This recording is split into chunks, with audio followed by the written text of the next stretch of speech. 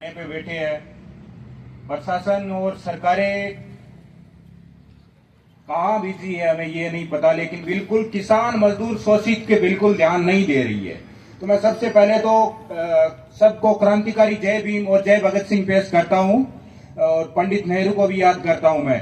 तो ये लड़ाई जस्ट हमारे ये पानी की लड़ाई नहीं है, ये सिर्फ लूणकंड या पश्चिमी राजस्थान की लड़ाई नहीं है। अभी मैं मेरे क्षेत्र से आया हूँ साथियों, तो वहाँ हमारे बिजली बिल है जो इंक्रीज करके 2 से 4,000 तक बिजली बिल है जो इंक्रीज कर दिया गया कृषि कुओं पे, और पानी है वो टाइम पे नहीं दिया जा रहा है। जो बिजली 6 घंटे मिलने चाहिए थी वो किसानों को आज पकाई पे है फसल, लेकिन वो 4 घंटे बिजली प्रोवाइड करवाई जा रही है, 4 से 3 घंटे वो भी किसान सड़कों पे है आज जहाँ खेत में होना चाहिए।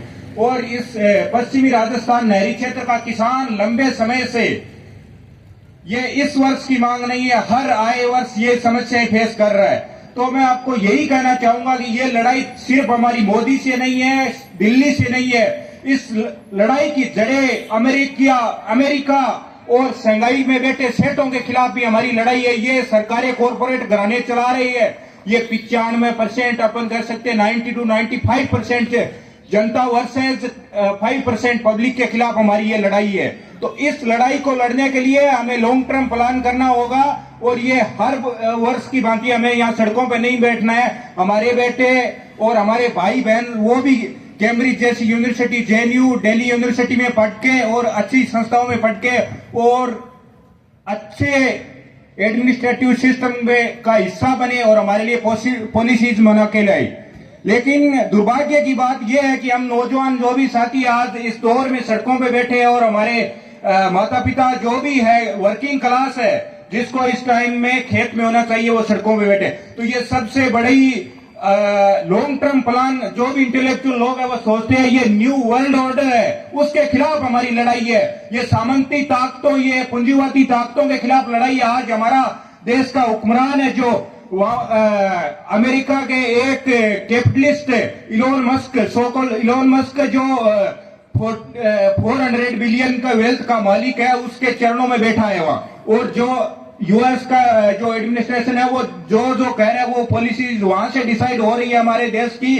जो एक सोशलिस्ट देश था, जो ग्लोबल साउथ की आवाज थी, आज हम अमेरिका के इशारों पे चलने वाला देश बन के रह गए। ये बड़ी दुर्भाग्य की बात है। एक टाइम जो वर्ल्ड ऑर्डर था, जो अफ्रीका या ग्लोबल साउथ को जो हम लीड करने वाले देश थे।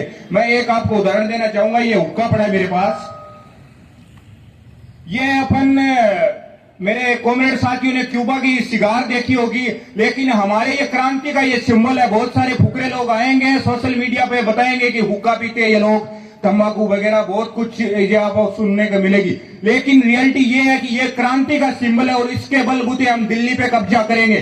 कब्जा मिंटू से हमारे लोग दिल्ली पे, जिस दिन दिल्ली की प्राचीर पर लाल झंडा या अपन कहे तिरंगा झंडा फहरेगा, उस दिन सही मायनों में जनता की शासन या आवाम का शासन होगा। आज कॉर्पोरेट घरानों के बलबूते सारा शासन चल रहा है। 2 बंदे हैं वो देश को चला। ये क्यूबन सिगार नहीं है, ये हुक्का है, ये रिवोल्यूशन का सिंबल है, जिसपे सारे लोग, जाति, धर्म, सब लोग एक जाजम पे बैठ के इस हुक्के पे बातें करते हैं। और गांव गुआर से हमारे देश की नीतियां तैयार हो, वहां के कंसेंसस बिल्ड हो, वहां से तैयार हो। तो मैं सबको क्रांतिकारी सलाम पेश करता हूं। और हमारे साथी बैठे हैं लंबे समय से संघर्ष करने वाले इस क्षेत्र के कॉमरेड लालचंद जी बादू, जो मैं देख रहा हूं आंदोलन, जब से आंदोलन स्टार्ट हुआ ये इस धरने पे बैठे हैं। और मैं अदर पार्टीज के जो भी यहाँ पे लीडर आते हैं, मैं उनको संदेश देना चाहता हूं कि एक टाइम के लिए आप सप्ताह 2 सप्ताह की लड़ाई नहीं जीत पाओ, तब तक आप लोग इस धरने पे आओ। शादियां अटेंड करनी छोड़ो, वो संभालने के घर के लोग,